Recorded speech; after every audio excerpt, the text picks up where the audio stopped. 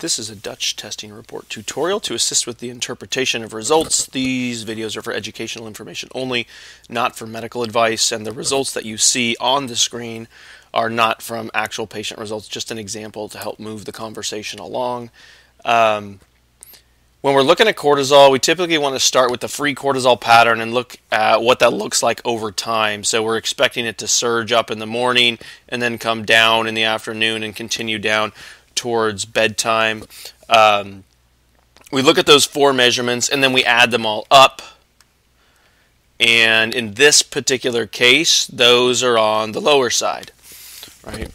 But in this particular case, the patient also says that they're taking cortisol. So in taking cortisol, you can do it a couple different ways. You can either take the cortisol and see what it looks like, or you can get off the supplementation the day of the test or maybe a couple days to see, minus the supplementation, what your endogenous production of that cortisol looks like. So you will definitely want to check with your patient, but since the results are pretty much low across the board or fairly low across the board, it's not super likely that they were on the cortisol during the testing, but you'll definitely want to confirm that. Now, we can look at the free cortisol. We can also look at metabolized cortisol. That's the better marker, metabolized cortisol, for the total production of cortisol throughout the day, because free cortisol is only about 1% of the total. The metabolites are around 75%. So you really want to look at those to see what the adrenal gland is producing typically. But again, that picture is going to change if they're on cortisol. So cortisol is made by the adrenal gland and then it's deactivated to cortisol or cortisone by an enzyme called 11-beta-HSD.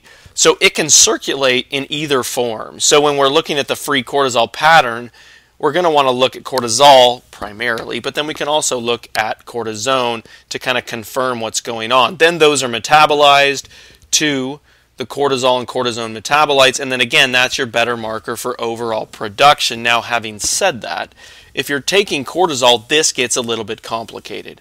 Okay, so here's what happens throughout the day. Cortisol, again, usually goes up and down, right? The metabolites follow more of a pattern that looks like, let's say this. So it's going to go up, it's going to peak around noon, and then come back down, maybe like that. So it's not as much of an up and down pattern, and it's going to be a little bit delayed.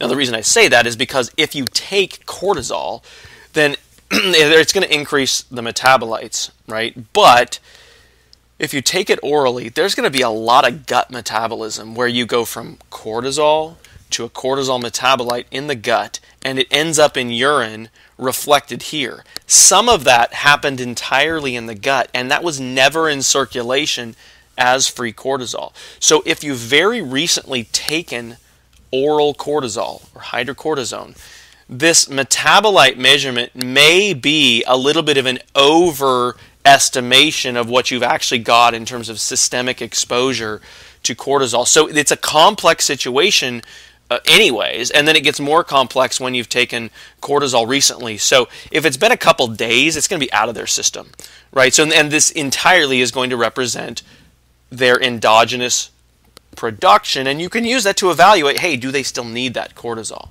right? Having said that, if they're on high doses of hydrocortisone, like 20 milligrams plus, that may be entirely suppressing their cortisol production, so you want to keep that in mind as well. Now, if they're on cortisol, again, around the time of testing, then the metabolites may be falsely elevated just a little bit, and then the free cortisol should be a pretty good reflection of the exposure, be it endogenous or exogenous, meaning making it or taking it. That should be a pretty good reflection over those few hours. So free cortisol is going to clear out fairly quickly once you take the supplement. So complex situation, we want to look at free cortisol over time, check the cortisone as well, look at the total production, knowing that can be skewed a little bit if you're taking supplements, and then also if we, typically if you're looking at the free cortisol and the metabolites, you can look at and sort of guesstimate whether there's increased or decreased cortisol metabolism compared to what's normal. And you've got things that upregulate that, like obesity and high thyroid, things that lower that, like low thyroid, low liver function. But it's usual that if you're taking cortisol, you may get the look of increased cortisol clearance, again, because those metabolites can be falsely elevated, but at the same time, you can legitimately have increased cortisol or clearance because you've been exposing the body regularly to cortisol, so the body gets used to clearing it out more regularly. So again, a pretty complex situation.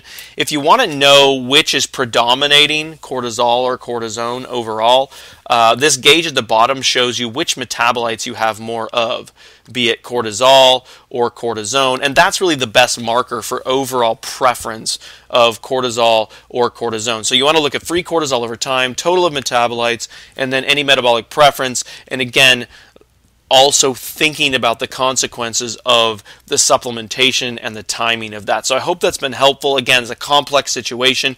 If you have questions from a patient perspective, please do see your healthcare provider for those, and we thank you for testing with us.